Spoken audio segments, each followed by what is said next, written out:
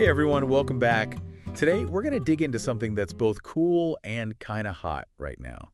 Literally. Peltier coolers. You know, those sleek little things popping up everywhere.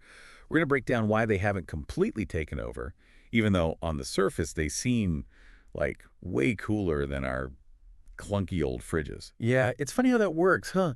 Like that article you sent over, the one about the downsides of Peltier, really shows how this tech, even though it seemed revolutionary at first, hasn't quite hit the mainstream yet. For sure. I mean, the idea is so simple, right? Yeah. It's just like moving heat from one side to the other, no moving parts, none of that compressor noise. Right. Pure thermoelectric effect.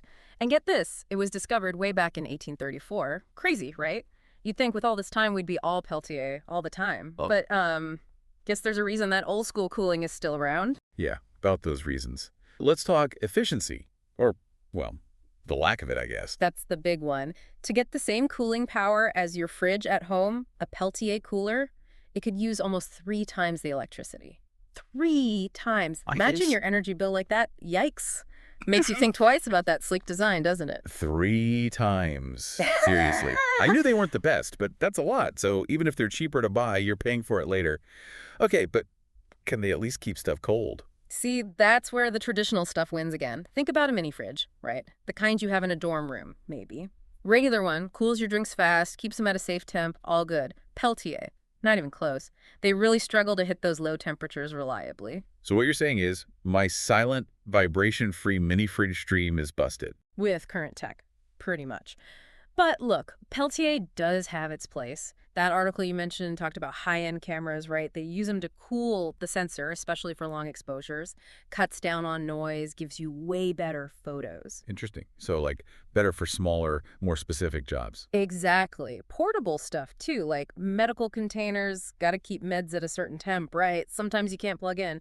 So, Peltier's size, the fact it can run on battery sometimes, that outweighs the energy use in those situations. Makes sense when you think about it that way. Yeah, totally. So, not that Peltier is bad, it's just, different strengths, not a one-size-fits-all kind of deal. Exactly. That's the key takeaway here, right? Don't just go by looks or the initial price.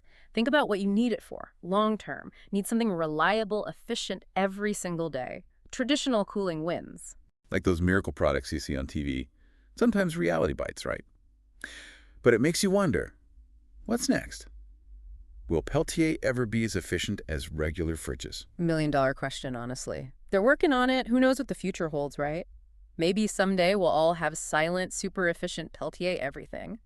But for now, stick to those niche uses. You heard it here, folks. Thanks for diving deep with us today. Until next time. See you.